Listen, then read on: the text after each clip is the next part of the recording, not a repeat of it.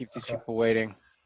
All right. Well, thanks everybody. I appreciate you joining. Obviously, a lot of people here are throwing in comments in the chat in terms of where you're located. It's always great to see how broad of a group we have in terms of people based here in Canada, based in the US. You know, we've had people kind of join us overseas as well, which is really cool. So please continue to do that as you're joining in. With this being a webinar format, we're a little more limited, it seems, in everyone's ability to ask questions in real time. So just post the questions in the chat and I'll kind of keep an eye on it. My role today is a little bit more of a moderator. Steve is sort of the expert when it comes to all things acquisitions, and you guys are really in for a treat. We'll do our best to kind of answer the questions as we kind of move through Steve's presentation, and then obviously have lots of time at the end for Q&A. But hopefully everyone will get all the answers, all their questions answered throughout the webinar, and there will be a recording, obviously, that we'll share to our Facebook group. So if you're not already a member of the virtual real estate Facebook group, please join that. Steve and I are consistently posting content, all of our recordings, scripts, the different things that we use in our business. We really want to grow that group, and we want it to be a community, right, of people that are doing deals in different ways, whether you're wholesaling, whether you're flipping, you're buy and hold investor, whether you're in Canada, whether you're in the US, it doesn't really matter. We're really excited to kind of grow that group and provide a lot of value and just bring different subject matter experts into it as well. So definitely, join the Facebook group. Steve and I as well individually, like we obviously are trying to be a little more active on Instagram as well. So you can follow both of us on Instagram. Steve's handle is officially just Steve, and mine is Real Josh Alter. So we'd love to connect with you there. And let us know, what's of value, right? And obviously we have a 6-part series built out here, right? So this is the third meetup. The first was really a high-level overview of our business. The last one that we did 2 weeks ago was all about marketing. Today is focused heavily on acquisitions. In 2 weeks, we're going to talk about dispositions, which is how we sell our off-market deals to investors across the country. And I believe we're going to wrap the 6th part with a conversation about more like operations and transaction coordination. So hopefully that'll give everyone a deep sort of visibility into our business.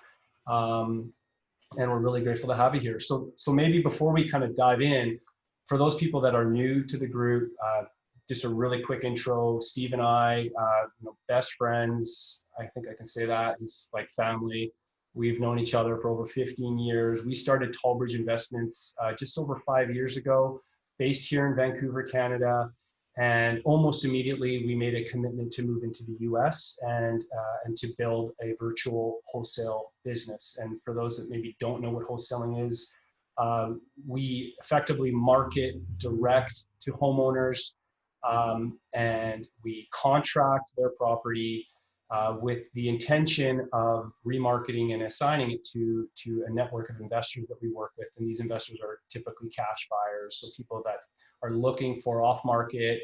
Sometimes they're physically distressed, or there might be some other sort of situation that presents a value-add opportunity. And then we wholesale or assign that contract to that investor. So, as a business, it's a relatively simple business model, but there's a lot that can kind of go into it. And obviously over the last 5 years, we've learned a lot. We've made a ton of mistakes.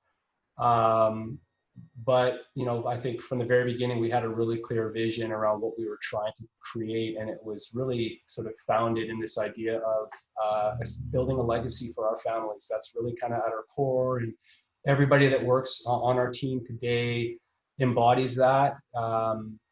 I think it's what has allowed us to really grow this company to a point now where, we're in the state of Texas, we're in the state of Georgia. We have our core team based here in Vancouver. We have a couple great team members based in Texas, and we have a larger virtual team cold callers, admin, marketing, team members based in the Philippines and Central America. So I guess you could say we are a global company rooted here in Canada, but all of our conversations are heavily focused in the US. So it's kind of an interesting thing that we've created, peaks and valleys along the way, but we're really excited about the opportunity here to connect with this group and talk about how we're scaling and adapting, and with everything that's going on out in the market. So I think that's kind of us. I don't see, is there anything you want to add just in terms of the intro before we get into it?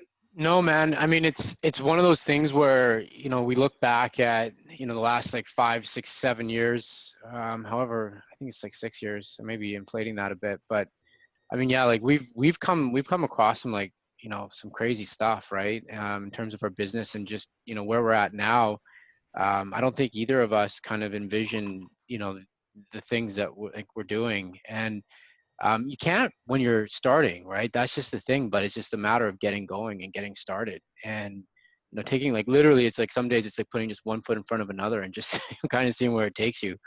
One thing I will add, and I didn't know that we were going to go here, but I will, with the whole COVID situation, right? And like that has been in and itself something that we possibly may never face again. And it's a very real situation that people are faced with in terms of their real estate business or just business in general. And, like the way that we're handling it is just to keep going, right? It's just like some days we don't know what's going to happen and it's just one foot in front of another. And so, I think it's just this perpetual action of doing and just continuing to innovate and try to do things differently that is really what I feel like this whole thing is really all about, is just growing. And so it's cool when we have these, because I have a moment of like reflecting back on when you're sharing that. I was thinking back to like when we started and we're in that, little room, conference room, sitting outside in the lobby being like, what are we doing? Like, what is it that we're about to do? We were going to sign, some $40,000 Coaching, yeah. coaching thing, right? And anyways, now we've done several of those sort of things and taken little bits and pieces and nuggets from them. But yeah, just to add there, I think it's you never really know the full extent of what it is that you're about to do unless you get started. And Yeah. Yeah, so it's been a cool journey so far. Oh, that's good, man. Yeah, there's kind of a feeling, right, that I think has always been there, and you get comfortable with the ambiguity, and I think that's just inherent with growing a business. And you can have a plan, but needing to be agile, I think, has been key for us. And so, Yeah.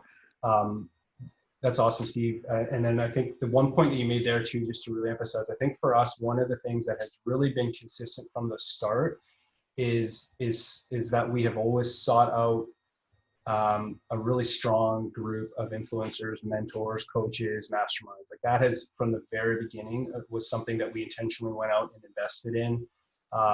We were really fortunate to connect with Kent Clothier and Justin Colby, Sean Terry. Those are some of the guys that are really with us from the very beginning, that are to this day very much a part of our business. And so really encourage everybody to find those groups, and really just kind of tie in and invest in them, invest your time. There's so much out there that's available to you to really kind of help you grow. And having those people in your back corner really can help you see around some of those corners and also just adapt to some of the challenges that are going to come at you. And Yeah. Wholesaling isn't a complicated business per se, but it's not easy, right? And to do it consistently, to scale it up, for anyone that's done this knows that there are, good days and there are bad days, right? I guess in any business, but having that network has really helped us for sure. So awesome. Well, why don't we get into it? So obviously today is all about acquisition. So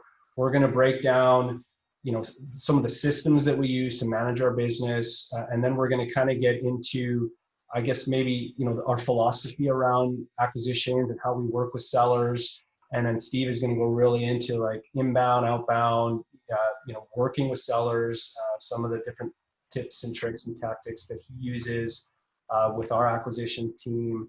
How do we comp? How do we inspect properties? Again, based here in Vancouver, we have to this day never physically stepped foot in a property, and we have never met a seller face to face.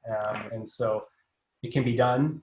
It's not always easy, but it absolutely can be done. And so we're going to break it all down. So I guess to start it off, Steve, why don't you wanted to talk, maybe start just kind of high level, like some of the tools and systems and stuff that we use to manage our acquisitions, and then we can get into some of the specifics.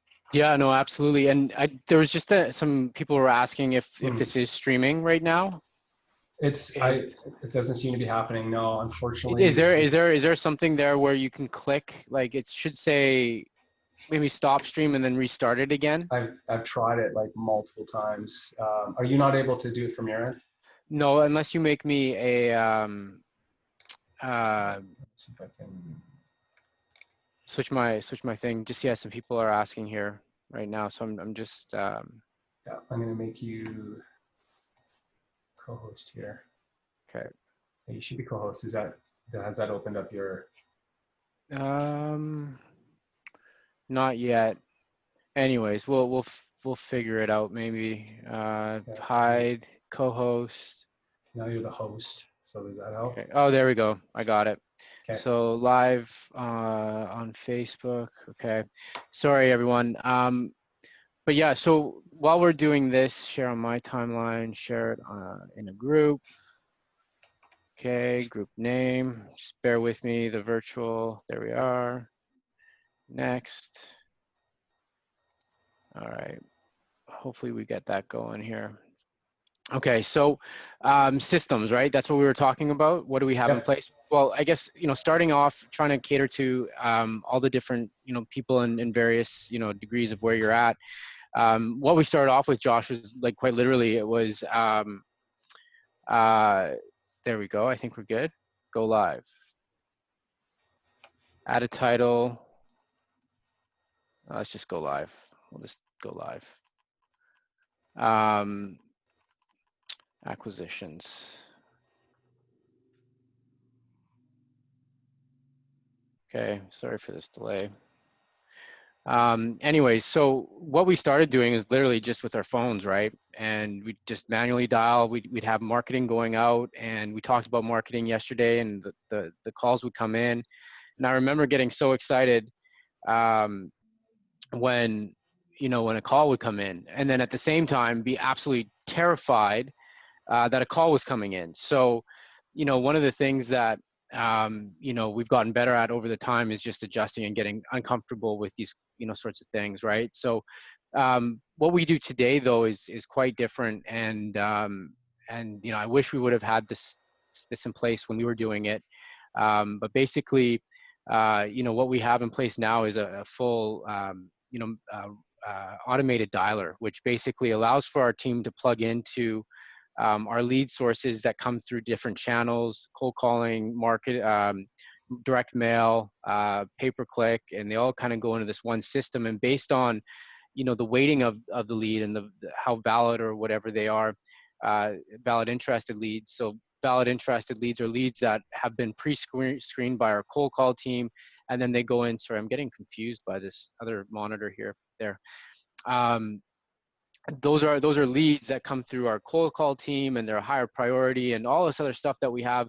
It's pretty complicated, but we've simplified it so that literally our guys come in with these headsets, they go into ready, and it starts queuing up the leads. And that for us is like we're able to get in front of way more people. The leads that have come in are truly, vetted leads for the most part, and there are people that have, indicated some sort of sense of, call, like, they want to call, they want an offer, they want to speak to someone.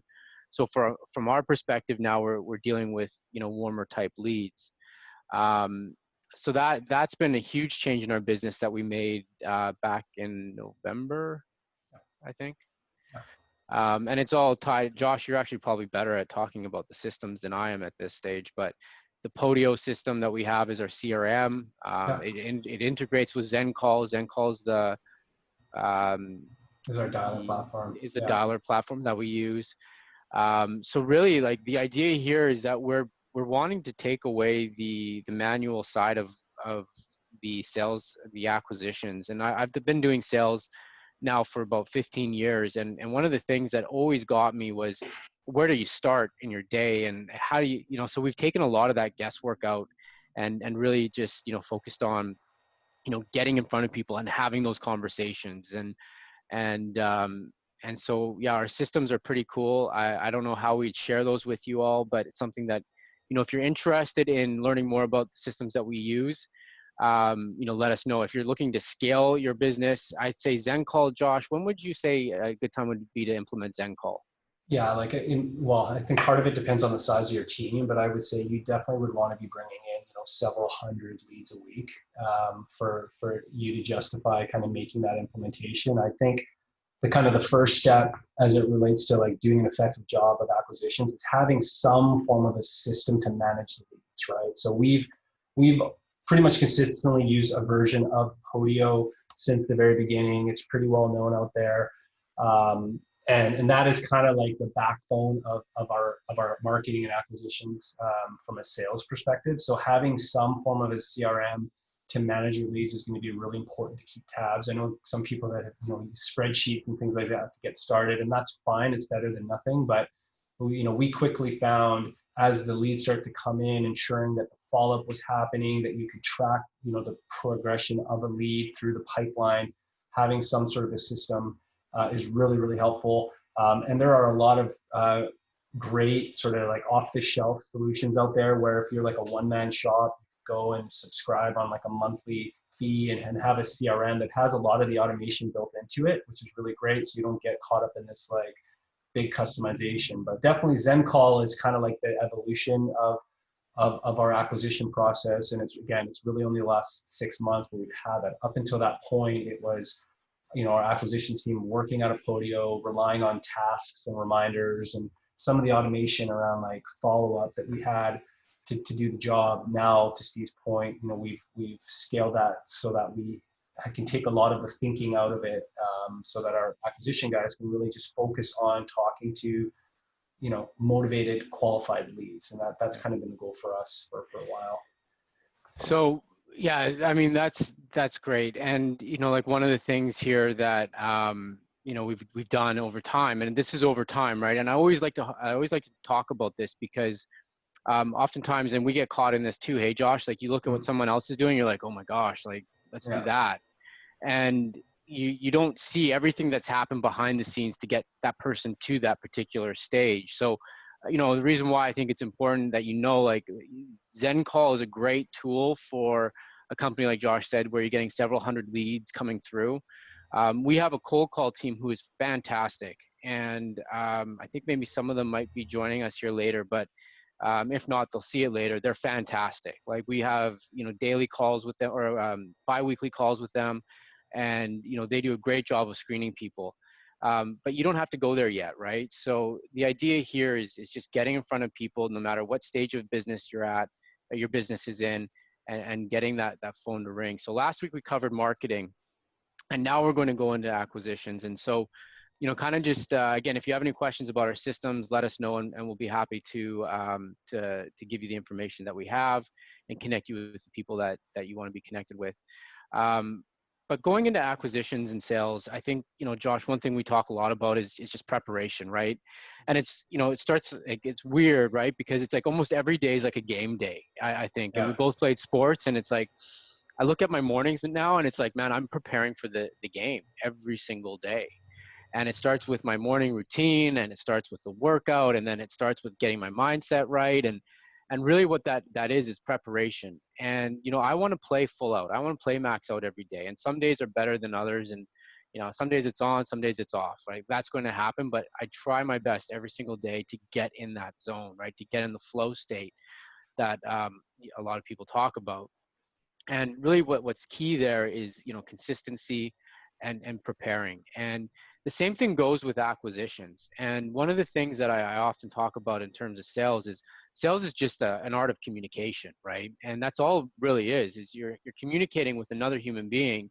And the easier you can make that conversation with them, because you have to understand, um, they're uncomfortable too, right? Like you're talking about certain things about their life, like whether it's financial situation, or whatever the reason is for you being in contact with them. They're looking to sell their probably their largest asset, um, and or liability, depending on how you look at it. But they're selling that, right? And so you're having this conversation with them, and when you're doing it virtually, and you're never going to meet with them over the phone or in person, and you're never going to see the property in person, it is so very important that you build that connection very quickly and that trust. And if you don't have that, you're not getting anywhere. And I think, a lot of times, even with people, like where they go wrong in terms of sales, is that they just think, okay, the phone's going to ring, I'm going to ask some questions, and I'm going to get a deal, and then I'm going to figure out how to sell this deal, and everything's going to go just well. And it doesn't happen that way. You have to prepare. And so part of preparation for us is, really understanding human behavior, right? Understanding the fact that people make emotional decisions. Like, that's how most people buy. I'm guilty of it. I almost was looking, I was looking at different cars the other day for no real good purpose other than I thought it would be, and I could feel my emotion going up. And then Josh looked at me and, made me realize what was kind of going on without really saying anything. And I was totally just caught up in it. And the same thing happens, with people and homes, right? But like understanding human behavior and understanding that, like, you're just having a conversation with people. And in fact, probably 95% of the people that you're talking to, they're not the right fit for you. Like our business, 95% of the people are not the right fit. And once you realize that, it makes everything a lot easier. Like 95% of people are not going to be the right type of client for us. Now we're doing different creative things that are going to increase that, but that we're looking for the 5%. We want to have that conversation and engage with the 5% of people. So preparation is key, and part of that is knowing what your outcome is. Knowing what your intention is for that phone call, for that date. Every morning we have a team meeting here with the acquisitions team, and I ask, what is your intention for today? Like, what is the outcome? Like, what outcome are you looking to achieve here today? I mean, it's one thing just to come into the office and make phone calls, but it's a completely other to know what outcome, what your intention is for the day. So we set it. And, that kind of just gets us in the right mind, right? The right state. And, going into phone calls, the other thing here is understanding, there's going to be pushback. There's going to be objections. You're going to have uncomfortable conversations. And if you're prepared for that ahead of time, then there's nothing really to be afraid of. And I think a lot of times people fear that, and we welcome it. We want the objections because, like, Josh, what are objections? Oh, you name it. Like you're the third person I've spoken to that is trying to, you know, is telling me the same thing I've heard before, right? Exactly. And so, like, these sort of objections, like, we welcome that. Okay, great. Well, what have they said about your property? And it's just a conversation. The more objections we get, the more we can actually uncover about the person's situation and the actual reason as far as why they're selling. And if they've met with other people and they've been doing these other things, like, it's great because then we can use that as leverage Yeah. in many cases, or better understand, okay, well, if it hasn't worked for them, why hasn't it worked? Why do you think it hasn't worked, right? But understanding that, these objections up front and really getting to, we have objection handling sheets and you can find them just about anywhere, but really, really understanding, okay, look, like, what are the common objections that I'm going to face, and preparing for that so that when you get on the phone call, you're already ready. Like, you're Yeah. anticipating what those objections are. So, Can I I think, can I ask one question, Steve? So, because one of the things I think people maybe get stuck up on, because when you're face to face with someone, right, your ability, like that ability to establish rapport and trust is the point that you made. Some would suggest it might be easier. So, like, what would you say are some of the things that you do or the team does to help establish trust, right? Credibility, trust when you're working with a seller. yeah. So there, I really feel like knowledge is key. Yeah. And there are so many books. I mean, leaders are readers, right? Like the Yeah. saying goes. There's so much information out there that you can get and that you can gather just by reading, right? Chris Voss has an amazing book. Again, I've talked about it. It's like the Bible for us here, in terms of just the art of communication. It really is what it is. It's a sales book, but you can really apply these techniques and tactics that he says in his book to just about everywhere in your life, even your self-talk, right? And so I think, reading is absolutely 100% like one of the biggest things that you can do is learn about how to become a better communicator and how to communicate with people, in a over the phone or a virtual type setting. Because it isn't really much different than talking to a person over or talking to someone in person. Once you realize that, and there's little things that you can do, like, and I'll get into it in the script, but like making a make believe or pretend scenario where you're actually sitting there with the person, right? And psychologically and like mentally, what that does is it actually kind of puts that person in that room with you, and you're having that conversation, and next thing you know, things are flowing quickly and freely, and it's like you're actually there with the person. And so these are little things that we do to help with that. There's master class, I've talked about that. That's another Chris Voss thing. There's John Martinez training. So all of these, there's so much out there as far as what people can do to better educate themselves, to train themselves, and it oftentimes it costs little to nothing to do, but So is one of the yep. things that you've also implemented that I thought was really cool is this idea of like the video, right? So kind of moving past the phone conversation and really putting a face to the name. So like you want to maybe just touch on the whole bomb thing, because I do think that that is super cool. Yeah. So yeah, great for mentioning that. We use bomb. So one of the things that we implemented, especially during I think it was just actually right before COVID, and it kind of just tied in nicely to this whole virtual thing, is this company. It's called Bomb, like BOMB.com, and we have an affiliate link that we can send you. Say whatever, like log on to that, and then you'll get a discount of some sort. Um, but anyways, it's something that we've been utilizing, and it's a great way to connect with sellers. And you can use this platform. It has a tracking ability, so when your client or your prospect has actually opened it, and there's a whole bunch of tracking things there. You can create videos that go through your text message or through email. And it's a great way to just engage with your clients, your prospects. And it goes like very simple, like, hey, Steve here at Tallbridge Investments. I wanted you to place a face to the name, and really appreciated your time today. I look forward to speaking with you over the next several weeks, or maybe tomorrow, or whatever the case is. But if you have any other questions, just give us a call, and we'd be happy to talk to you. So super. It bridges that communication. It does put more of a, I guess, a human element to it when somebody can see you, and they know that you're a real person. So that's been going well for us. And yeah, something that we have a little what is it, contest right now to see who could send out the most bombs this week, right? And I think Lucas is winning. So Nice.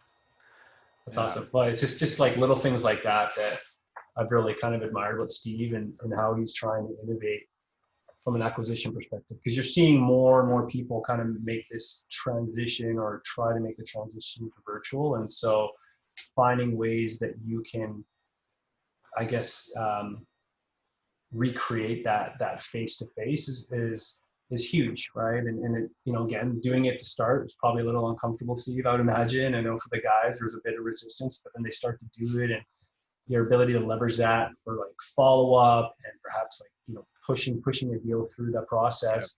It's just one little thing that you can do to really differentiate and build that trust with your seller, Yeah. right? You're not just hiding No, behind a microphone. So absolutely. And one of the things there is trying different things, right? And yeah, you never really know what's going to work and what's going to resonate with people. If you look at different learning styles, some people are auditory, right? And you can usually pick up on cues, and this kind of goes into preparation and learning and that sort of thing.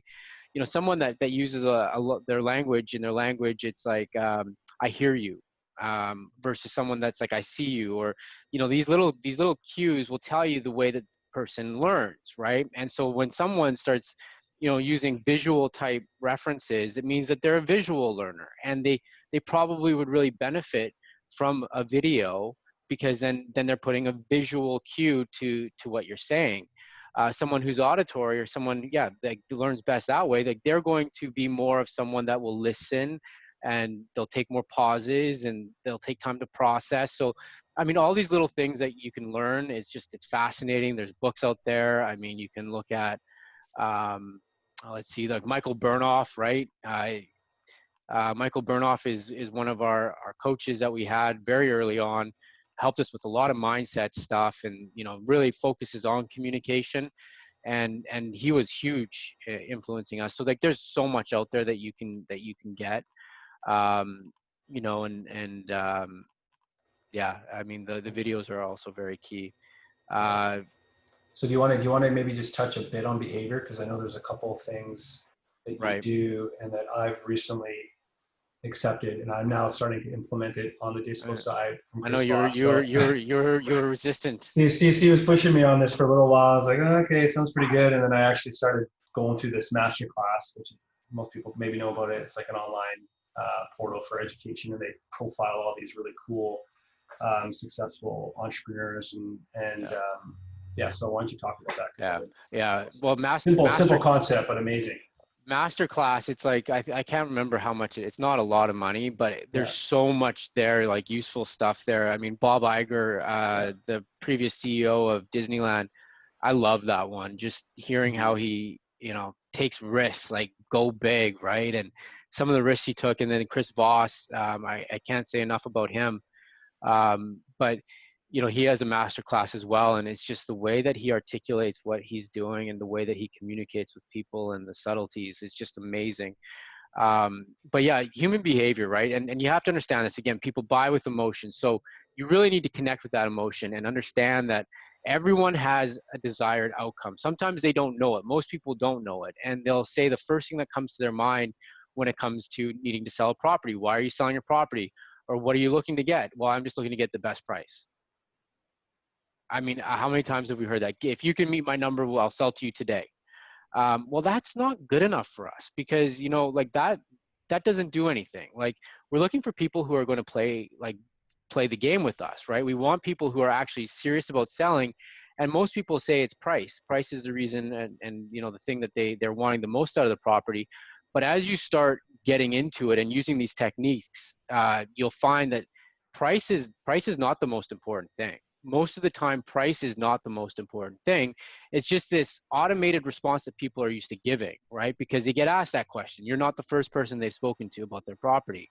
So they get asked that question. It's the first thing that they say. And when someone can't get that price, they move on. And so what we've gotten really good at doing is this art of, well, first of all, understanding human behavior is that people want to be heard. Like, you have to understand that. Like, that is the number one rule that we talk about here, is if you're doing most of the talking, you are not doing any listening. And the more you can listen, and the more that you get someone talking about their situation, or I mean, God, it doesn't necessarily matter what, the more connected that they're going to feel with you. Like, the more connected that person is going to be with you. If they're sharing more than you are, they are going to start giving you information that you can use to basically gather context around the situation. But the more invested they become, and that's what we want people to become invested in us. And the more that they talk, the more invested they become in the conversation, and the more that they start connecting with you. You talked earlier, Josh, about how do you connect with someone over the phone instead of in person. Well, that's just it. One of the things that I think going virtual really does do is it takes away all distraction, right? Like, you have to be focused solely on that person and what they're saying. If you're in a house, and again, I've never stepped foot in a house to have this negotiation, so it's tough to say. But there's so much other things that are going on. Like, right away, like, I am in the house, and I'm there's things that I'm thinking, and all this other stuff going on, and it can take away from the conversation on that person, right? I can already prejudge something before I go there. I can prejudge the person. How many times have we done that, right? Like, you prejudge someone right away, and then next thing you know, like, the conversation doesn't go well. Same thing, right? And the thing with going virtual does actually lend itself nicely, because you have to focus on what is being said. So understand that people just want to be heard. That is rule number one. Second thing is, people buy from emotion. They sell emotionally everything, and then they go logically with it. But again, if you build that connection properly, that will override everything else. I can tell you there's been a number of situations where we've gotten deals, and they've sold to us, and they've sold for less, but it's because they felt like they were heard, that we cared about their actual situation and making a difference. So, Love it. hmm? That's great. Love it. So here's the thing, and this is the one thing that I absolutely love, and this is what Josh was talking about: mirrors and labels, mirrors and labels. And what do you mean by mirrors and labels? Well, again, Chris Voss, Never Split the Difference. Go to masterclass. He talks about this, and mirrors and labels are the best way to really get to that stage where you're connecting with the person, right? And what mirrors are is it basically, and in his book he uses, or in this masterclass, I think he uses an example of a person at a yoga retreat. He went to a yoga retreat with his wife, and all of the people there at the yoga retreat kept going up to his wife and saying, "Matt, your husband is like the best listener I've ever heard. It's like he truly just understands me." And his wife's like, "What?" Like, and then like she's like, "Oh, he's doing the thing again with the mirrors." And so he goes back, she goes back, and he's like, "You got to stop doing the mirrors, right? Like everyone just loves you." And so what the mirrors is really, it's so simple, and it's easy to forget, but it is just repeating the last few things that the person says. So um, it could be, Josh, can you just give me an example, like first thing that comes to mind? Uh, yeah, it's like, I just don't know if I'm ready to sell. You don't know if you're ready to sell. It's like Yeah, that's super like it's that simple. You just, whatever the person says, the last three things you pick out and you position it as a question. And it could be something so ridiculously stupid. Josh, what's your favorite food? I love sushi. You love sushi. Yeah, I, don't know, I just love it. It's fresh, it's cold. I love the variety. You love the variety. So like, it's just like that, and we're being really silly with this, but like, is that, so you love the variety, and then imagine that you're having this conversation with a homeowner, and they're telling you about maybe some of the things that are going on, and maybe financially there's a situation and they're struggling, right? And they say like, one of the common things that we get is, well, I don't know if right now is the right time to sell. You don't know if the right time, if it's the right time to sell. And you ask that in a question, and what that does is it then gets them to think Why? differently, right? So like, price is a common thing. And so how do you get around price? Well, mirrors are a great way to get around price, because the moment you start asking them questions where it forces them to not have that automated response, that's when things start changing. That's when the game changes, and you're actually starting to find out information that sometimes they don't even know exists, and you're starting to actually really make a difference and help them uncover what it is that's truly important to them. So mirrors are just repeat the last few things that someone says, and pose it in a question. This is a fantastic thing to do with kids. Yeah, First time that I did this, my son, he was I don't know, 3 or 4, it's kindergarten, and I used to always ask him, what did you do today? Or how was your day? And I got the same response every single time. Like, just put this into context. Think of it as a seller. Why are you selling your house? And I asked my son, son, how was your day today? Good. Like, seller, why are you selling your house? Well, we just need to move. Okay. And so like my son, I learned this technique of mirror. I'm like, good. Your day was good. And amazing things would happen. He would start talking more about things that were going on. And really, I could just play this game like, how much information do I really want to get? Right? yeah, Like he starts talking about the drawings he did, and then you start doing the mirrors. So fantastic thing. I would absolutely highly recommend learning that. The other thing is labels. And when you do mirrors, you're going to start uncovering maybe some emotion, right? So stresses, anxieties, fears, or whatever. And for instance, if someone is in somewhat of a financial situation that's stressful, you just simply label that feeling, and you just say, look, it sounds like you're going through a lot of stress right now, right? And they'll talk about the stress, and then you just do a mirror label type thing. And yeah. so these are fantastic tools to really improve your connection with someone. It gets them talking, and in doing so, really does bridge that gap, and brings people together, and you'll find out what really is motivating that person to sell. And so the only thing I'm going to add on that, and then I know we'll move on to like the script and stuff, is Yeah. what I like about mirrors, and I don't know if there's anyone on this call that is perhaps like me sometimes, but I often can get caught up in thinking about what to say next, right? So like I'm almost like leading the conversation because I'm already anticipating where it's going and preparing myself for that. So what I like about the mirror, it's not that you don't prepare, but it kind of gives you a technique to be able to address any situation by simply just throwing it right back at them, right? And so, um, you know, for me, it's just like it's the constant reminder to test it, and it feels a little uncomfortable, right? And I've been kind of doing it with my wife Claire a little bit, and just very subtly like throwing back a mirror and trying to do it in a way that comes across genuine. And it's not that hard to do. It's more just in my mind, it feels like it's perhaps not authentic, but it's really just, it's just questions. You're asking questions instead of talking, right? And you're just using, the question is based off of exactly what they just said. So I just love the simplicity of it. And for me, it's like something I use now with buyers, right? And we'll talk about that in a couple of weeks. But yeah, it's cool. Mirrors and labels, I love it. Yeah, Mike, you're right. It's a great way to you know, Mike was saying mirrors are a great technique to use if a seller is saying something ridiculous, and Yeah, absolutely, you know, to that point, like, and we'll get into the script, and we'll send out the script and we'll post it in the group so you guys all have it there.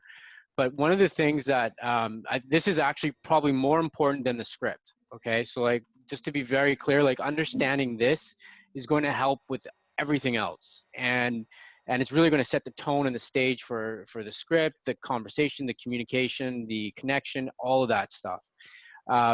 Is when you're doing the mirrors and labels, like, really what you're looking for here is context in the conversation.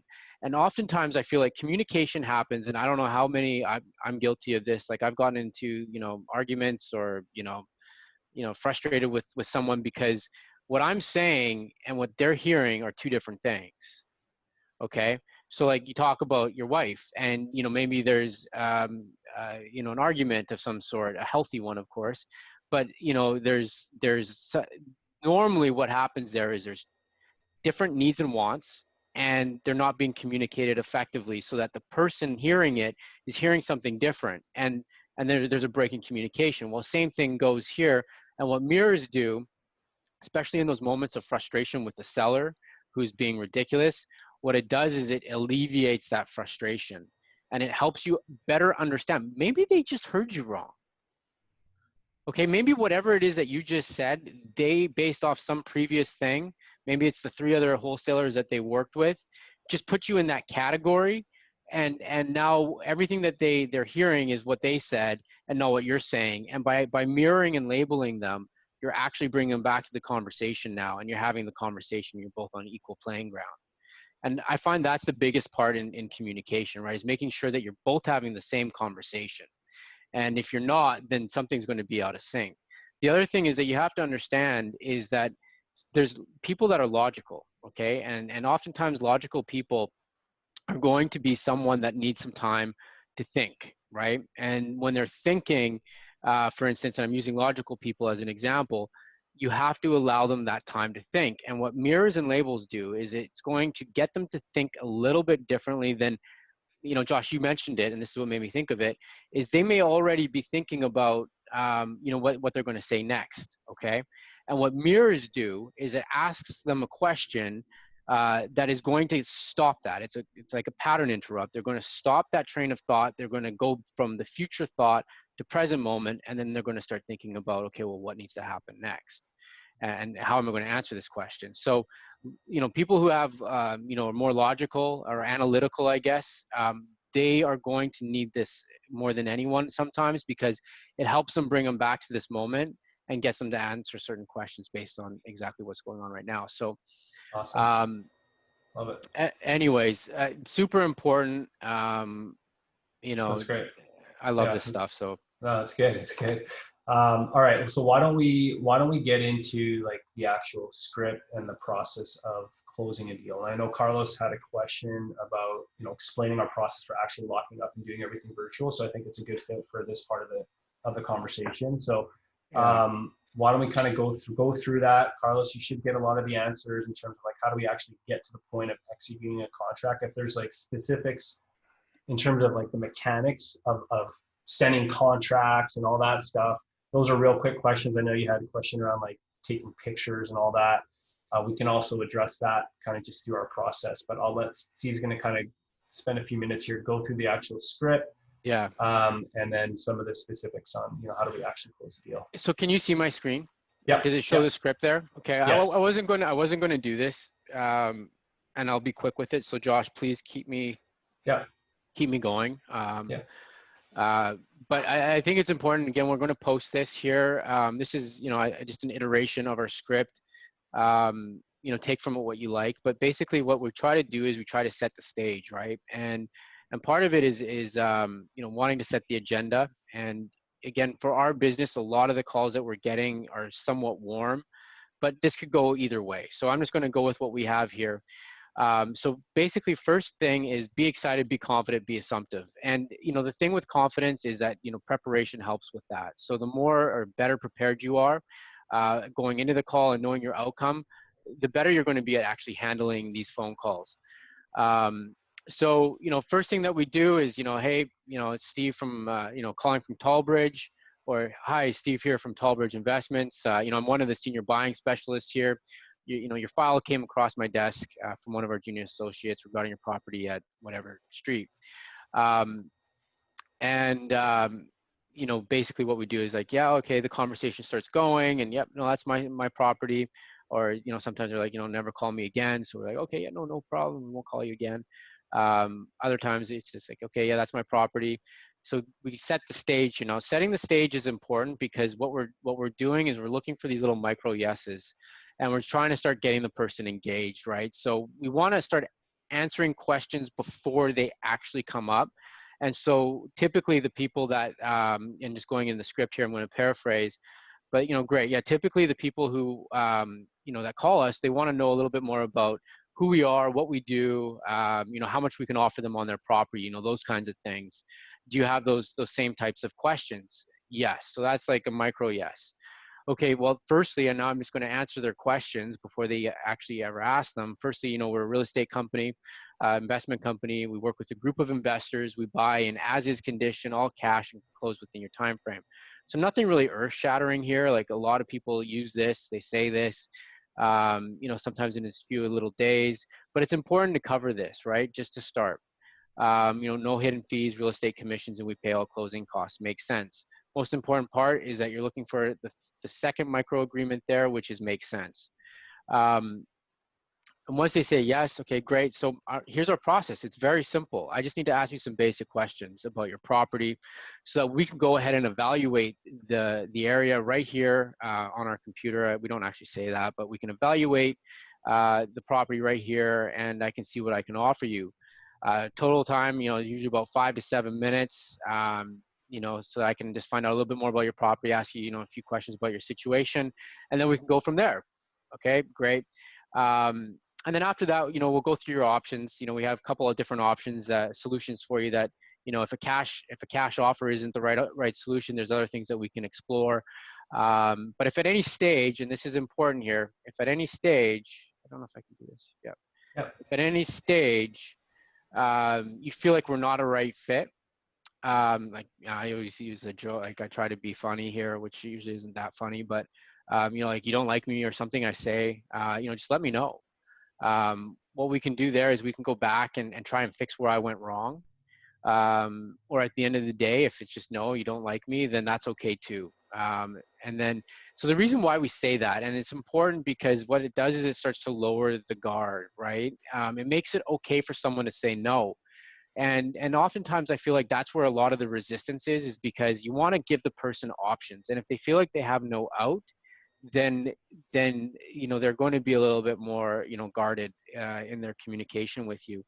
And then this next part is a little NLP thing that we picked up through Michael Burnoff, and it's just this thing that doesn't really make a lot of sense, but it makes a lot of sense, and everyone agrees to it, and it's something that you can hold someone accountable to, because if the communication starts to break down, you can say, hey, remember when we agreed to this? this is why this is important, that I know the price that you're looking to get. And I say here, after this, it's all about communication, and I'm sure that you agree that open communication is what makes everything go smoother. Everything, not everything goes smoother. Josh, That's good. it's a Steve. Um, so there, once they say, yeah, no, I agree, and you'll get a lot of great stuff from that, and people will be like, oh yeah, no, absolutely, like I always, my husband or my wife, and it actually really starts kind of building that connection. And again, this is something that you can use when it comes to price negotiation or asking them about the price. And one of the things that we say here is just, when it comes to price, and just in case I don't want to forget it, is like when I'm not giving you the price, I'll be like, look, you know what? Like, honestly, if I can make this work for you and I know your price, then I have something that I can work towards. If I can't, I'll just let you know. But again, like going back to the first thing that we said about communication, the better you and I can communicate, the more, we can get on the same page, the better this is going to go. And we can actually discuss solutions instead of going back and forth and wasting each other's time. Don't you agree? And I would say probably 80% of the time, it's like, yeah, okay, well, I'm looking for this. Okay, well, that's great. Let's start there. Um, so, that one thing there is probably, I'd say it's one of the most important things that's in this entire script that you can refer back to. Next thing that we do, and I'm flying through this, but contact information, super important. Something that, we try to always get, the best phone number, verify their name, because sometimes it comes in different depending on, the call display or where they're calling from, that sort of thing. Um, and also the email, right? And now this is super important, especially in our business today, because we're doing this pretty cool follow-up sequence. We're customizing this whole, like building out this whole thing where it's like videos and articles and things like that. But emails are important because you need a place to send an offer. If you don't have an email, oftentimes you're not going to be able to send them an offer. And it's just another effective way to communicate, because people communicate differently, right? Some people like email versus text message or calling. And if you don't have that form of communication, then you're missing out, right? So it's all about consistency and being able to connect with people in multiple platforms. Um, and then we go into property condition, and this is all kind of very basic stuff here. The one thing that I will say, we start off with just running through some quick questions about the property. How long have you owned the property? Is it occupied?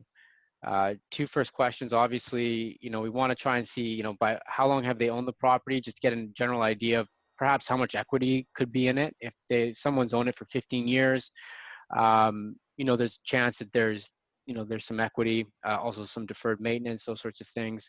Is it occupied? If it's a tenant, we want to know that, right? And we say, is it occupied? Because you'll find out, oh yeah, no, I own the house. Oh, okay, so you live there? Yes. Is it occupied? No, it's a rental. I'm out of state. It's a different way of asking a question, and you get the shorter the question, the larger or the longer the response. And again, it's all about context. But out of all of this, and you can read through the rest of that, but this here, number 3, is probably the thing that if anything you take away this. And it's really cool because what it does is it gets someone to kind of go back to what I was saying before, puts you in the same room without actually being there. And it's just like, hey, Josh, obviously we're not there. So like, this is going to sound a bit funny to you here, but just imagine for a second that we are, okay, that we're there right now. We're about to walk through the front door of this house. Can you just walk me through the house? What's the first thing that I see? What's the general condition like? And what you do right then is you take someone out of the logical side of their brain, and you actually start getting them into their imagination. Right now they're with you, they're walking through their house, and they become way more descriptive in my experience, than you just asking these questions. And generally speaking, you'll get through all of these questions with just this one. And it's actually kind of a fun thing for them. I know it sounds ridiculous, everyone that's hearing this right now, but I suggest you just try it. It's going to be uncomfortable when you say it, but you'll be surprised at how well it actually goes. And so it's something that really does help, kind of bridge that communication and enhance that connection with that person. and there's been lots of times where, you know, they get so descriptive where you're like, okay, well, let's move to the next room now, because they're telling you everything about the fireplace. So great way to find out the rest of these questions with, and actually separating yourself from everyone else that's asking them in a different sort of way. So here we go to get into motivation. Okay, so once you get the information on the property, we always say, you know, look, this sounds like something we might be interested in. You know, just begs the question, like, sounds like a great house. Like, why not just, and you can say this for anything, right? That the house could be like arguably about to fall down on itself, and you say the same thing. You know, sounds like property we might be interested in. You know, it begs the question, why are you thinking about selling it? You know, it's put in a little bit of work, you know, and then you'll be able to sell for a higher value. And this is where you start uncovering, you know, what's really going on there. And you know, like for instance, there's someone that we're working out with in one of our markets, and the house is a nice house. Like it's a brick house. You know, it needs, you know, it needs a new roof and some HVAC and a new HVAC system and some stuff that is like not a little more costly, but not you know, super crazy as far as like foundation fixes or rewiring of electrical plant, all that stuff. But he just wants to get out of the house. He just wants to move on. And the only thing that's important for him, and he's willing to give up equity in the house, is just to get done with the property and to move to a different location. I think he's moving to the coast. So like that is the most important thing for him. And he's willing just to practically walk away from the house. And we're working on a creative deal with him right now. But anyways, you know, this question, this motivation here is super important. And why are you thinking about selling it? You know, it sounds like a great house. Like why not just list the house and get top dollar for it? Right? You have to realize that they're speaking to you for a reason. Like I personally am, Josh, like you are not going to talk to a wholesaler and engage in this long of a conversation if you're going to go with a real estate agent, Oh, for sure. 100%. right? Like it's just, Yeah. it's not, so you have to understand that you already know the answers to that and you're asking these questions because you're wanting to hear it from them, because when they say it, it becomes more real. And so look, I don't like real estate agents, or I can't, you know, the commission, or I don't have the money to fix up the house. Oh, you don't have the money to fix up the house. The mirrors come in. This is where you mirror and label. Oh, you don't like real estate agents, or you don't want to pay commissions, or what about real, like, you know, I just don't want to show the house. I just don't want to go through that whole process. You know, I need, and this is where you start finding that information out. And this is where mirrors and labels start really coming into play. And motivation, you know, I have this diving deeper in here because really, like, you want to spend the majority of your conversation here in this area, and it's through the mirrors and labels that you can do that. And like to Josh's earlier point, it's like really super simple to do, and it feels almost awkward because there's oftentimes you'll get long silences from people when you're mirroring them, and they don't know that you're doing this, but they're actually having to think. And oftentimes it's the first time they've had to think about whatever it is that they just said, because it's been so automated that they just say it and they regurgitate it. And now you're actually asking them like, oh, well, why this? And they're actually having to come up with a reason as to why they just said that. And lots of times they don't know. And so you keep going through this process until you get down to whatever their pain is, their true pain, and you'll know you hit it because the feeling of the conversation has changed. All of a sudden, there's this transfer of energy, and you'll feel it. I promise you. And you don't have to be someone who's like some sort of spiritual guru to figure this out. But we've all had those conversations where you can feel the energy shift. Josh, like you walk into a room where like my energy's been off, and you're like, okay, that I'm not going in that room right now with Steve. He's pissed. Um, so we've all been there. We all know what that feels like. And you'll feel that literally over the phone when that pin drops and you hear it. And then you know, there's different things that you can do, like different voice tonations and things that you can do to help soothe that. But once you get to that pain, then it's time to put in the picture perfect. And John Martinez talks about this. And it's something that, you know, once you erase, like, you know, seller, once I understand your situation, it's X, what would it feel like when that's all kind of gone? Like, how would your relationships look? You know, how would your time with your kids be? Would you be as stressed out? All of these questions are going to uncover now a high emotional thing, right? So their emotions going to go through the roof, and in doing that, you're starting to elevate them and you're going to start helping them see that there is a solution for whatever it is that they're going through. And once you make that connection, that is so hard for you to break. Like it's so hard for that connection to be severed by someone else, because I guarantee you most people don't do this. And so when you get into this, like, this is where you want to be. You want to be in that motivation part of it, and spend your time there. Moving through timeline, we want to understand, if we don't know this already, what it is, like how soon that they need to sell. And this just kind of gives us an idea, further motivation, and even just stating, if they have said it again. So just, again, like how soon would you like to sell? 30, 90 days or further out? For us, that just gives us an idea of, okay, well, how big of a priority is this in their life, and how much of a priority should we make this in ours?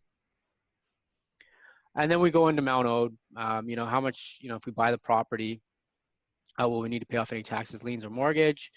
If so, do you have a rough idea how much? We're doing some creative structuring now with our deals, so this is super important for us to know, because a lot of properties we're being able to buy close to almost retail in some cases with some of the partnerships that we've made here. So I won't go down there yet, though.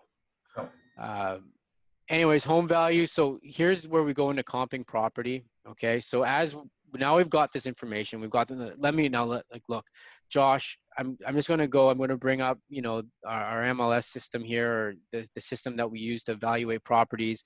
Just give me a second. I'm going to go through this, and we actually, to our very best, try to go through the properties with the people while we're on the phone. And all I'm going to say about this is, over time, this is going to get better. I mean, we used to take 45 minutes to an hour to evaluate a property. And, like, now we can do it in 10 minutes over the phone with someone. And so as I'm digging into these questions, at the very beginning, I'm starting to bring up their property on MLS, or either as PropStream or REI Automator, whatever you use, Zillow, and I'm starting to look around the neighborhood. And basically what I want to do is I want to familiarize myself with the area as well as them, so that we're both looking at the same thing. And so, we'll go through, I haven't done my research yet, but considering the condition, I repeat the repairs. Do you have any idea what you what you think your property might be worth, or at least what do you need to sell it for? And this is where you're going to get that hesitation, and that's when you bring back the communication part from the very beginning. Anyways, you go through the area, you go through the properties that are selling in the area, and generally what we look for are properties that, to start with, have sold for as is or similar condition to the one that they're in right now, and we're looking for, the lowest of those. And what we're doing there is not that we're trying to, trick them. It's just trying to get an anchor price, as far as, okay, well, where are they, and like how motivated, price wise, like what. And so we'll often reference one of the lower ones that we see, and we set that as an anchor price, as just a starting point. And from there, we'll work our way up. But again, preparation's key here. And so in that, we want to know just roughly what the percentages are and how high we can go up in the market. And so that's something that we constantly work on. Josh is going to talk about that in dispositions, in 2 weeks. But really knowing what your buyers are buying at is going to be huge in these conversations, because it basically erases this. Knowing your client avatar is so important for acquisitions, because if you know that, you can say confidently, look, like, yeah, our investors that we work with, they're buying for this price. If we can make something work here, I have a very high the certainty on this is very high that we can get this done. And it almost just eliminates the need to do ARVs and that sort of thing. But anyways, you go through the properties, you tell them what you're seeing, and you move into the negotiation from there. Obviously, this doesn't always go 100% according to plan. There's conversations that happen, and sometimes you don't get to negotiations on the first phone call. But again, if someone's interested and motivated, they will have these conversations with you. And again, we just reiterate some of the benefits that we have. No commissions, no closing costs. What's the best price that you can do? And so this is after, obviously, that we've gone through and given them a range. They've also given us their price, and now we're far apart. Look, given everything that we're talking about, what do you feel is the best that you can do on this property? And I'd say a lot of times, the price that everyone has in mind at first is like their dream price. and then there's the real price, and we're just working at getting to that real price. Most people, and they're lying to you if they say this. I know I'll say this if someone asks me about this condo I have here. What would you sell it for? I'm going to say higher every time. Yeah. Josh, if someone asks you about your house, you're going to say higher. Oh, for sure, Um, for sure. One question that Sedana had that's kind of on topic here is just around this idea of like when do you make the offer, right? Like, do you go for that offer on the first call, or is it after several conversations? And I mm, guess it does depend, but why don't you just talk about that? Because I think we've gotten pretty good at getting to an offer relatively quick in the right. process that's on point. So what are your thoughts on that? Yeah, so my thoughts are that like, again, this isn't just a one-trick pony. Yeah. Every situation's a bit different, and if you need to evaluate a property just because you're not comfortable with evaluating properties yet, like my suggestion is maybe not go there yet, and do your analysis and get familiar, and then do that. But when you're speaking with someone over the phone and you have this engagement going on, and you kind of addressed their pain points, and what their picture perfect would be after selling the property, it is absolutely the best time to kind of start having, in my opinion, the talk around negotiation and the offer. And so we try to have it on that first phone call, and it does a couple things. One, we don't want to ever like pigeonhole ourselves into one particular price. Like we'll often give a range of where we think that we could buy at, so that we're not like getting shopped around or things like that. So we'll say on the low end it's like 60,000, and the high end maybe 120. So we know that they're at 130, so we'll say something closer, just to give a range.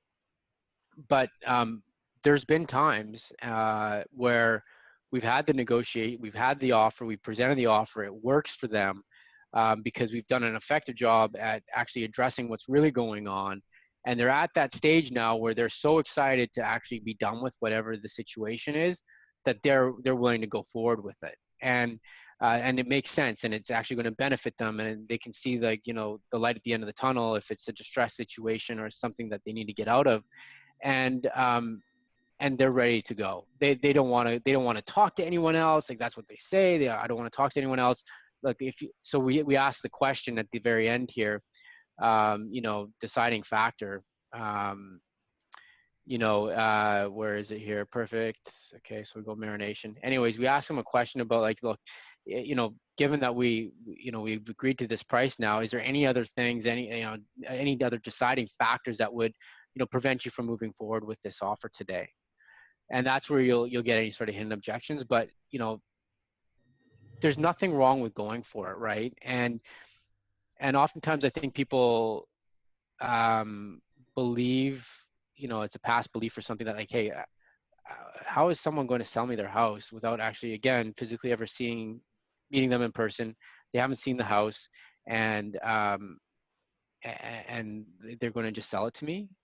And it's absolutely true. It does happen. It's happened to Yeah. us. Would you say, Steve? So like I've heard a lot of people say this, like making that offer, that initial offer, like would you agree that it should be uncomfortable? Like that first offer that you're throwing out should should almost be a bit difficult to kind of put in front of the seller? Oh, absolutely. Yeah. And again, this isn't just coming from me, and it is super, like, still for me, like to this day, like it's super uncomfortable because, like, I like to be nice. And it's like people please and all this other stuff, right? Like, that, I think, is just general human nature in that sense. But it is uncomfortable, and you have to get okay with being uncomfortable, because um, yeah, and admittedly, it's something that we're getting better at. It's like we have to practice this, because we can get into that stage of like trying to like not do that and like find ways to get out of it. And then next thing you know, we have a deal that's not selling to our investors, because we weren't willing to have the difficult conversation up front, and then we have to try to renegotiate on the back end, which is always, it's even more uncomfortable. Yeah. So for us, we'd prefer to have that difficult conversation up front, so that we avoid all that other stuff behind, once we have it under contract. Awesome. And then Lennon had a question around comps. So he said, with comps, are we typically just using cash transactions? Do you want to touch on that? Because I know that's kind of something we're playing around with? Yeah, so it's a great way to use as a reference point to look at things at a very quick level, right? So, for my acquisitions, I think like where we would use it most is when we're just trying to see like where they're at in terms of price range. If things in the area are selling for 100 and the person's looking for 200, and as is condition, and we can see that similar properties are selling for 100, we know that we may have some work to do there on that. And so that's really where we would use the cash comps, is just as a reference point. But what we're going to dig into on dispositions 2 weeks is how we're really building out this avatar, this triple 10 list that in every single market that we're having for buy holds, new builds, rentals, or buy holds, rentals, fix and Flips. flips, Yeah. so that we're arming our acquisitions team with accurate information on what buyers are actually buying for. And we've made that mistake where we've gone into markets, we've opened up markets, and we haven't had a very clear picture as far as, what price people buy at. And it makes for a really kind of messy situation, because, Yeah. what you see isn't necessarily telling the whole picture, right? And Yeah. so cash comps are great for just better understanding, trying to see where you are in reference to their price. Um, We used but to, yeah, so well, no, it's good, Steve. And so, the couple other ways to do it, right? So obviously I'd say the traditional way of offering as a wholesaler is, you kind of look at the after repair value, you work that back, right? Based off of like a 70, 75%, maybe depending on your market. Then your rehab, you got to take that off. And that for us has been one of our challenges, right? Doing this virtual is how do you really come up with an accurate scope of repair, right? And I think we've gotten much better at doing that, especially in the markets where we've been established for a while. But when we started kind of going at it more from let's look at as is cash sales, it certainly improved our offering process and allowed us to be much quicker to the offer. To Steve's point, like if we can get to that point in our initial conversation where we've discovered all of their motivations and we're ready to go, it allows us to kind of get quicker to the offer. But the ultimate way to do this, to Steve's comment, it's starting with the end in mind. It's knowing your buyers at a deep level, specifically where they're buying, what they're buying, and how much they're paying for off-market properties. That is the best. That's the absolute best way to do this, and it's something that we're really focused on here, nailing that down, because that feeds your marketing, that feeds your acquisitions, that improves morale, that improves the confidence of our acquisitions team when they're making offers. So ultimately that's where you want to get to. And in my opinion, there's really no excuse not to do it other than just frankly being lazy. And we have been a bit lazy, right? We have a lot of buyers. And so we just have approached it from the perspective of, we'll go get deals that we think are a good fit. We have enough buyers, we'll sell them. Whereas, when you really take the time to get to know those top tier buyers and what they're looking for, that is how you underwrite your deals, right? Because your probability of closing that deal is going to be significantly higher. So really encourage you to kind of explore that with your buyers. There's a couple other questions here. Mike, are you setting expectations with the seller up front that you are planning on wholesaling the property, or are you talking about potentially buying it yourselves? How do you position that? Yeah, so again, like I've heard a lot of people. It's a great question, by the way. A lot of people shy away from this, right? And it's just the way that our company operates. And I think for us, it's like integrity, is huge, and being honest and fully transparent is just the way that we are. And yeah, we may have lost some deals because of it, but we feel a whole lot better because of it. And we always disclose, like, look, one of the way that we do the most business is through wholesaling. But here's the value that we bring, right? We're tapped into a whole other market client base that you're not tapped into. Real estate agents aren't tapped into them. I mean, we spend every single day growing this, and these are people that have access to money. They have the ability to close quickly. They have the ability to do the project. They have the X, Y, and this is what you get with us. Instead of it just being a one buyer, retail buyer, we're putting this in front of a larger group of investors that have the ability to move on this very quickly. So that's our biggest, that is our biggest revenue, like as a business. And I put this in a different sort of way, but that's the majority of our business that we do is wholesaling, and we're really good at it. Um, but there are situations when we do actually look at it from maybe more of a creative standpoint, where we may look at you know having some sort of partnership in it. We have done some flips, more cosmetic ones in the past. But really, this is the value we bring to you as a seller, and this is yeah. So we will be assigning this most likely to someone else at the closing, but at the end of the day, it's still the same number for you. It doesn't change things. Good. So Yeah, no, that's good. And then Mario, do you follow memorandum? We don't. We have we have. more so when we've run into an issue um, where the other parties perhaps are not playing fair game. Hasn't happened often, but there have been a handful, like less than a handful of situations where we have filed an affidavit of some sort to cloud title when needed. But it's really not something that we do on every deal. Yeah. Again, our approach has always been, we want to keep it simple. We're transparent with our sellers. We're transparent with our buyers. All of the transactions we've done over the years have been done as an assignment to our end buyer. And I know some people don't do that. They double close. For us, it's, that's the quickest, cheapest, and most transparent way to do a deal. So we haven't really run into very many issues where we've had to kind of play that. Jalen, on average, how long is your turnaround time from lead capture to making the offer? And are you guys doing written offers or just verbal? So I guess I'll maybe touch on the first part, the lead capture to making offers. This definitely depends on the lead source. For SMS, we do a ton of SMS and cold calling, typically from the point in which that lead has been, I guess, identified as a valid interested lead by either our SMS team or our cold call team. What was the last number? I think it was like 10 days, Steve, or something to contract. Yeah. So it's about 10 days. The moment that the lead was actually so it doesn't take into consideration how long it took them to get in touch with the person, but the moment Right. that it moved in, and we were able to move it to contract in about 10 days.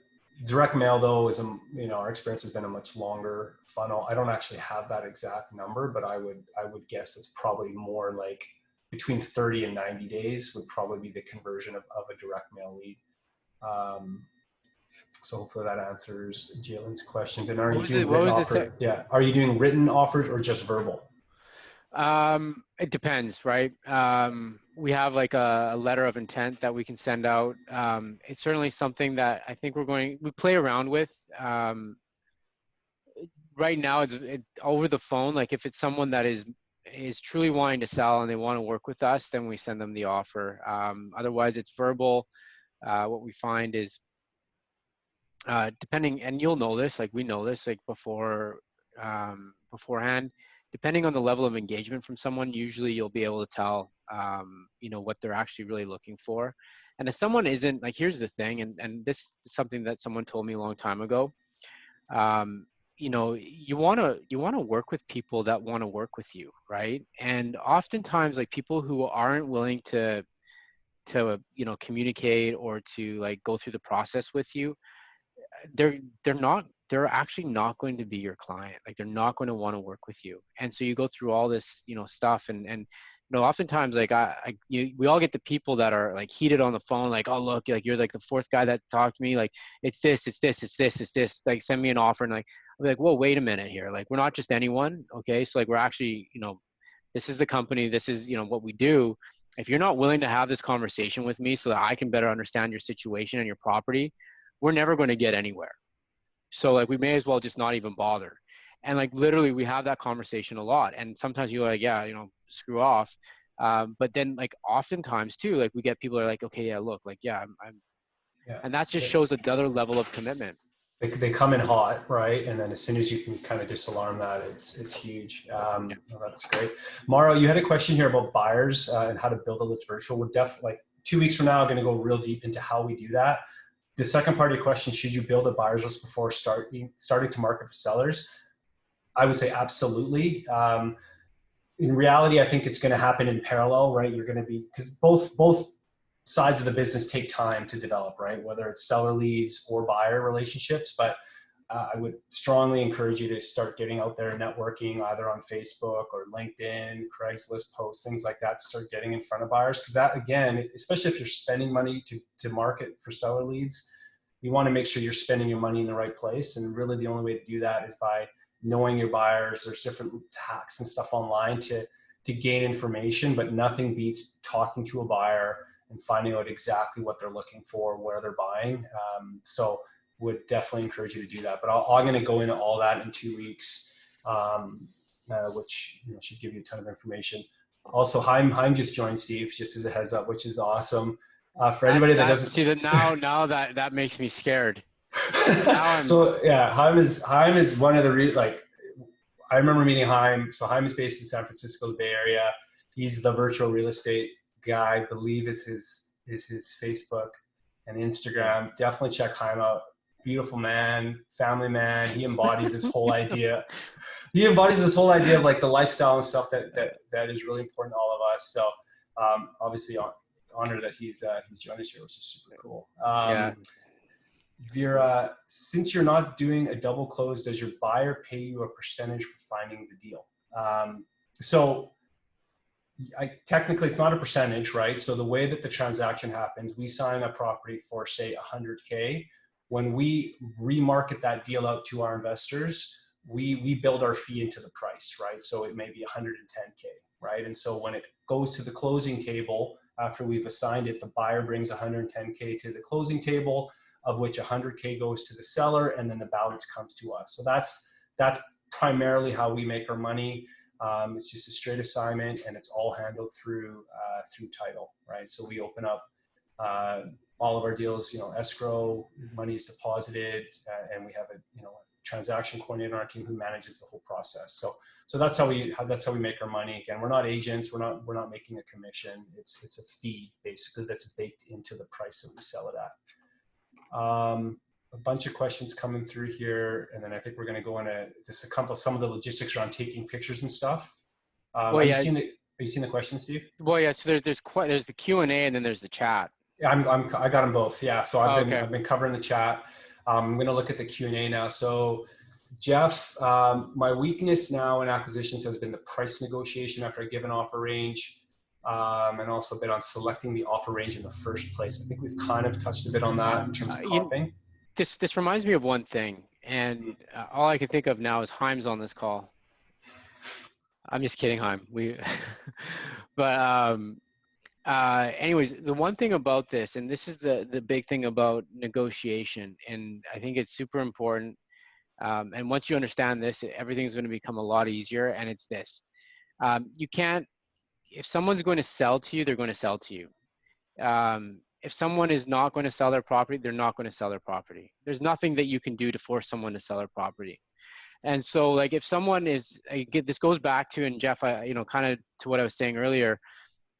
If you have someone that is willing to have these conversations with you and open up and have the communication, the price negotiation talk is actually not going to be that difficult. It's going to be easier than you think.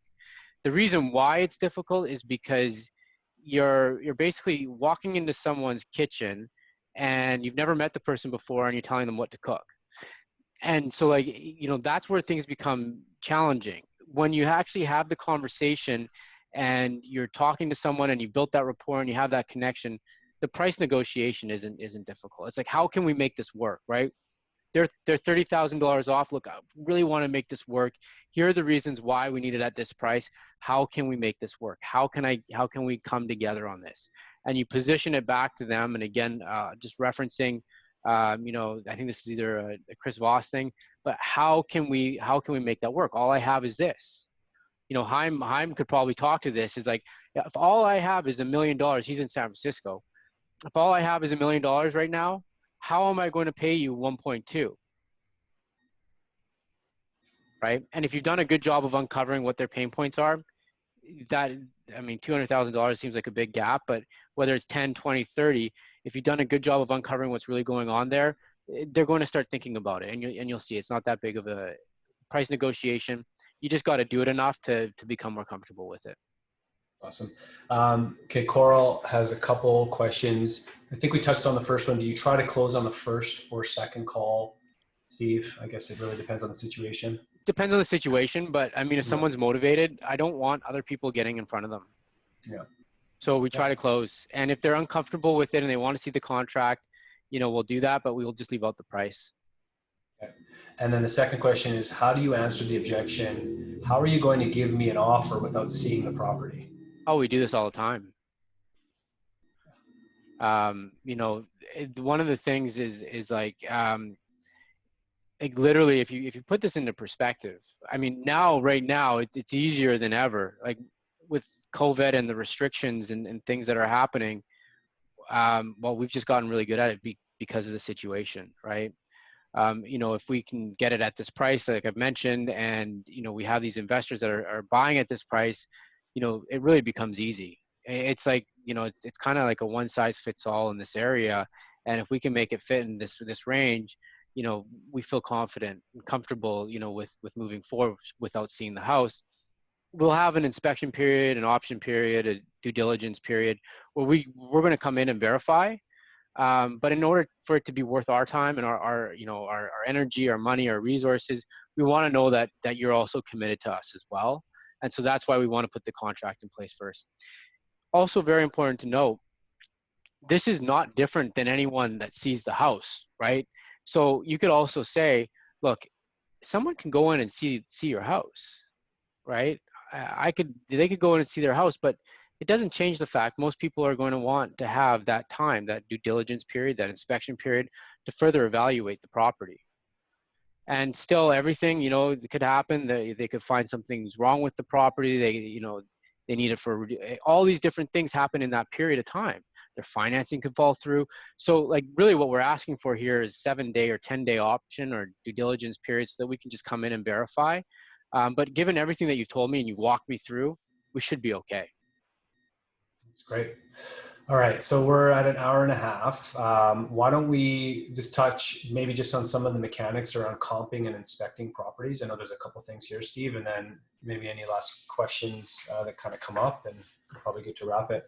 Yeah, I mean, comping properties is like going back to Josh, our conversations and just the client conversion, and I mean we're going to talk about it more during the dispositions section, but for us it's really knowing your buyers and understanding what it is that they're looking for and what you can give them, because once you understand that, again, like Jeff, like the price negotiation part becomes easy, because I feel like a lot of times people get uncomfortable with that because they're guessing. And when you have buyers and you know what they're buying in particular zip codes and what it looks like, that's where the magic happens, and you can go in and you can say definitively, like, look, this is where we need this property. So that's the best way to comp properties, is knowing what your buyers are buying for, because if you know that, then the rest is easy. Now, because I'm not a general contractor, I don't know. Josh doesn't know how much something's going to cost in Atlanta, in a particular market, and what the finish out's going to look like, all that stuff. I could not tell Haim how to, do a full cosmetic in San Francisco. I don't know what that cost is. I'm probably sure it's somewhat close to what it is in Vancouver, if not more. But I'm not that person. So we trust and rely on our buyers. Now, one of the things and this is something Josh you'll talk about, is Ken Clothier the other day, like, he said it to us, and he said it the best. He's like, you got to realize, especially when speaking with your buyers, that it is so important that if you're going to work with us, that they provide us this information, because literally we're going to spend money, resources, all of our time, our days, going out finding these properties for these buyers. So the more information that they can give us, the better. And if they're not willing to give us accurate information and go into detail what it is that they're looking for, they're the wrong clients for you, for us. Like, they're not someone that we want to do business with, because we are literally going out shopping for them, and we're going out finding exactly what it is that they want. And then it comes with the expectation that they're actually going to deliver on it. So that's the best way to comp properties. Now, if let's say you're opening up a market and you don't have buyers yet, the equation, I'd say 70% right now. So ARV, after repair value, you figure out the area and like what something similar in the area is selling for, 3-bed, 2-bath home, close to square footage, um, fully redone. You look at that, you take 70% of that, 65 maybe in some markets now, and then you minus the repair off of that, and that will give you a rough number on what you need to be at. Again, give a range, so that you're not like just putting yourself in, pigeonholing yourself into that one number, and then work that. So start at the low end of the range, and then work your way up if you need to. Awesome. And then pictures. What do we do about pictures? Pictures. So that's cool. One of the things that we've been doing is immediately getting the seller to send us photos. And in fact, even when we're close to, it's something we've been getting better at. When we're close, and let's say we're not able to close the deal over the phone the first time, we'll get them to start sending photos. And we have a document that we took from someone else, Aaron, and we kind of just streamlined it a bit. But Basically like an SOP on like, this is how we need you to take the yeah, pictures, so it's like all that stuff. not like this, right? Very like they're not like this. We want them like this, and we want corners and like all Yeah. these different things. Why don't we share we'll share the SOP to the Facebook Yeah, group. sure. And so the thing with that is, it also, it kind of just in some ways tests their motivation, right? So, and their engagement with us, because someone who's willing to go to that effort, that length to send us pictures, it's just another thing that we're doing probably above and beyond just about anyone else. And then you throw a little bomb video in there, thanking them for taking the photos, or you say like, hey, look, here's the article that I'm sending you. Again, just don't take the photos like this, take them like this, and you can do the video, the bomb, and it's just more interactive that way. And it builds that engagement with that person. Awesome. Oh, Jalen, what's the name of the Facebook group? It's the Virtual Real Estate Group. I think it was posted in the chat up above, and I will repost it here in a sec. Daniel, do you ever get pushback from sellers to send pictures to you? I think Steve, you kind of addressed it. Right? Generally speaking, if they're motivated to sell, they're going to send us pictures, unless they're like out of state or So something. hold on, what was the pictures Oh, of do me? you ever get pushback from sellers to send pictures to us? Sometimes. Sometimes we have trouble even getting into a house. That's a whole nother conversation. We won't have that one right now. That's a real story right now. It's frustrating, but usually the only reason why someone is unwilling to send a picture to us or pictures to us is that there's something they're not telling us. Think about it. So I challenge them. Look, we asked for these photos. Like, is there something like, perhaps like you're not wanting to tell us that we should know? Because like we've seen it all. Like literally we've had people crawl over heaps of like all these things, and so I really make it really, really drastic as far as things that we've seen, and then usually you'll find out, okay, well, I'm maybe just there's some sort of objection there if they're not sending you photos. Awesome. Another one from Coral. How do you factor in repairs in your offers? Do you take the seller's repair number and use it to come back, and then basically come back if it's way off? How do we come up with our repair estimates? Again, we're not contractors here, so we leverage the information that our buyers have told us, right? And usually, for instance, in a zip code, they usually run, you go into a zip code and generally speaking, you're seeing the same things. Like if something hasn't been updated in an area where the homes are a bit older and the plumbing, is cast iron and the electrical probably needs to be updated, like you're going to get a general idea of what that cost is versus something that is, maybe a bit newer or whatever. And so like the buyers are often the best people to talk to. And if you build that relationship with a good client buyer, you can even run the property by them, right? And it kind of just this first right of refusal, and that's something that we've been super effective at doing, and Josh will talk about it next week. But this idea of like when you build your buyers list and you're dealing with like the best people that get your business and want to do business with you, you can just call them and ask them these questions. Like, look, I got this property. What are your thoughts on it? Where would you need this at? Yeah. And that's your number, right? That's how you get it. And like, so that's, I'm glad you touched on it, and we definitely will get into that. But that is like a whole nother level of business, right? When you like this situation quite literally came up today where one of our acquisition guys got a hot lead and the seller was entertaining multiple offers, but she wouldn't accept an offer without us physically having someone look at the house. So quite literally within an hour, we called one of our VIPs we knew that was interested in that area. This would basically kind of fit his avatar.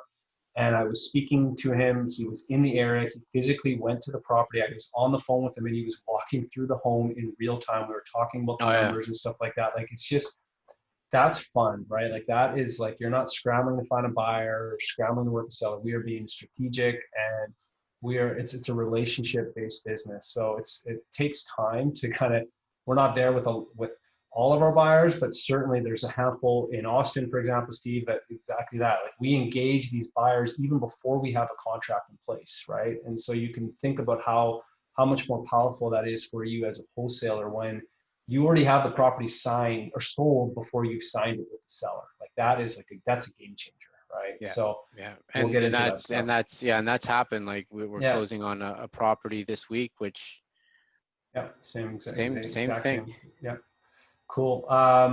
Coral. So we talked about Periscope. So Chaim, do you get the buyers into the properties during COVID? We have, yeah, for sure we have. Obviously, it's been a little harder in some situations, particularly in some of the tenant occupied homes that we've contracted over the last couple months to get access.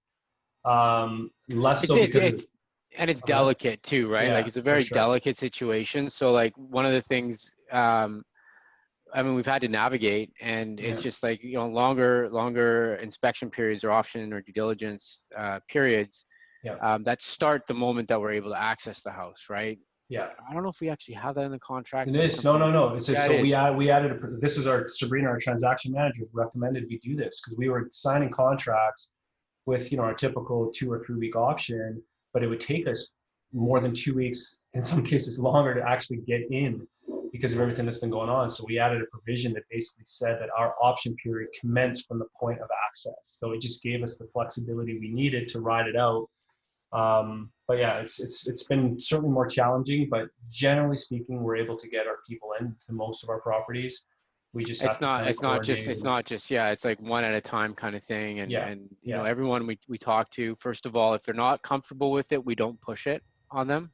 Like it's yeah. just and we've had a situation where we have these duplexes and not comfortable with it, and so we're okay with that. Mm. So that bring several buyers at the same time. No, we don't do that unless it's like, okay, one person at a time sort of thing, or the place is vacant and everyone has gloves on and masks on and stuff like that, and even But like yeah, like the little booties, yeah. so that we're being respectful. And But I then would. like from I'll go. no, go Sorry, on. Steve. Go ahead. No, I cut you you off. go. That's fine.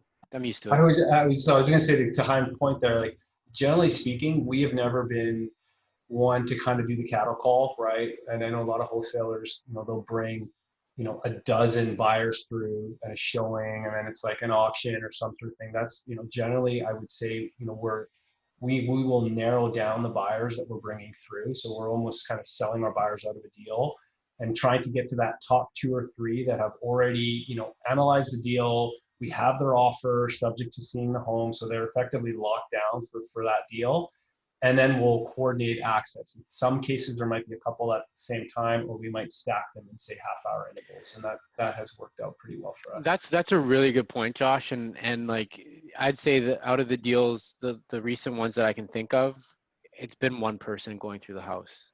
Yeah, Um, and we've and it's just, it comes down to, again, knowing the buyers and yeah, knowing what they're looking for. Because if you it really we have this whole thing right now where we've analyzed our business, and we're spending about 70% of our time doing things that aren't bringing in any revenue, yeah, which is actually a very kind of common thing for businesses, especially as you grow and scale. And so we're adjusting that now, and our clients are the buyers that we're working with. We're being very selective with who that is, so that we're not wasting their time, they're not wasting ours, and also we're not wasting the acquisitions team, getting deals under contract that simply just they're not what the buyers are looking for. yeah. Awesome. couple more questions here. I think that's generally the presentation, Steve, but I'll just, if there's anything that come to mind, you can touch on it. But Daniel has a question. I hear many wholesaling companies have been recording walkthroughs of properties and using that as part of their disposition. Is that something you're doing? Not really. Again, we're depending on the location. And frankly, now, like, we are almost entirely virtual, right, in how we do our business. So, we will, depending on the partnership we might have on a specific deal, have somebody go through and take pictures and videos and stuff for us that we'll use in our marketing, but it's not a part of our process. If you can do that, I'm sure it'll help for sure, but it's not really something we do consistently. You know what's even cooler than marketing out deals with videos is not having to market them out at all. 100%. Yeah. And like to Josh's earlier point, like we have this seller and we have a buyer there that we've been working with and have gotten to know and appreciate, and the respect's there. And like he's sending us pictures as he's doing the walkthrough, and our acquisitions person, I think, was talking to the seller at the Yes. same time, going through things, and like that's super cool. Not having to market a property is way cooler than any video. Yeah. Forget this altogether. Awesome. Good, Steve. Well, that's great, man. Thanks for going through all that. So lots of stuff we'll post. So we touched on like the BombBomb affiliate link. We'll go to the Facebook group. We'll post our SOP for pictures, so getting our sellers to help take pictures. We'll make sure that, so I think you might have posted it, but we'll make sure that the script that you went through is also posted to our Facebook group. I'm sure there's other stuff that Yeah, I'm gonna adapt it a bit, sure. just because I think there's some redundancies there and I can simplify it. But yeah, I'll definitely do that. Awesome. Do any of your video calls with buyers as opposed? Oh, Haim's on Facebook too. He asked a question Okay. about video calls with buyers, Hmm. as opposed to phone calls only.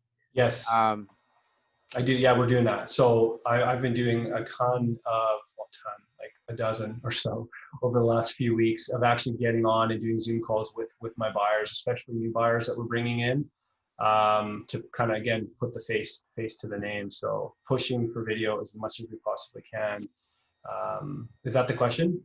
yeah, Yeah. I think Okay. so. Yeah. Okay, cool.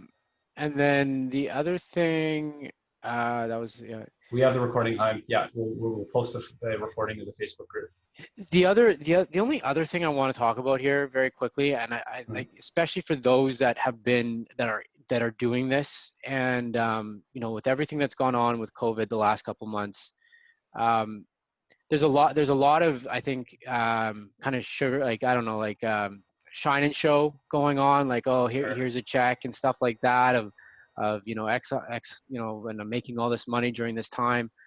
I can tell you that I mean, I've gotten off phone calls with people, that are super successful, way more successful than us, and getting very real with them, and asking questions and stuff. They have felt the COVID situation. Like, their business has actually felt it, and there's some of them that have made no money in it. Last month, like, there's deals that have been completely wiped. That is true to us too, right? We are not immune to this. We've had to make some changes.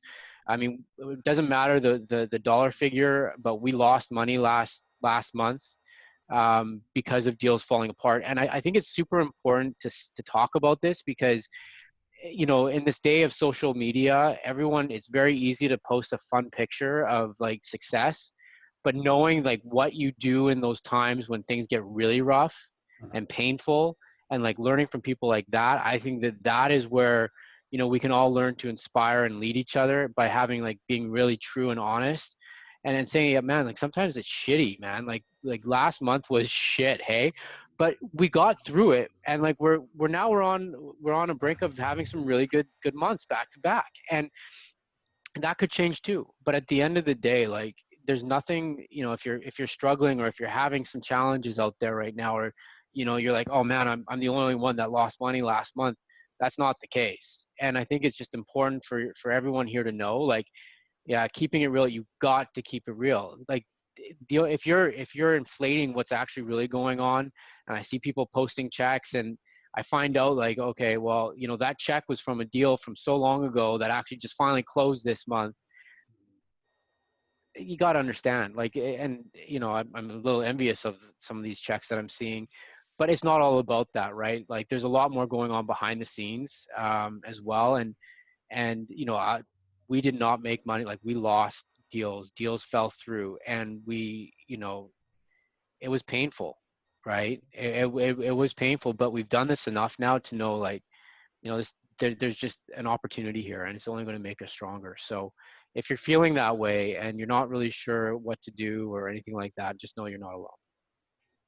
Love it, Steve. All right, give it a quick minute here. Any last questions? Chaim, I'd like to learn about your 250K loss. Maybe we can You have want you to on. learn about? No, I think did you lose, Chaim? Did you lose 250 on a deal? Uh, I think we should have Chaim as a guest. That Oh would be man, awesome. That let's would be do that. awesome. No, let's do that. Yeah. Yes, Yes, sir. sir. Oh Yeah. God, feeling that.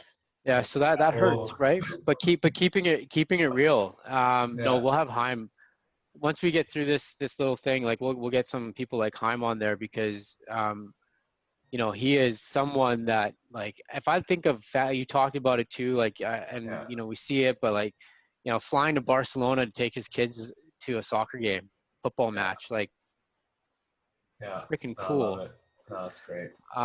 So anyways, Awesome. Cool. Well, everyone, really appreciate everyone pretty much stayed on for almost 2 hours, which is remarkable.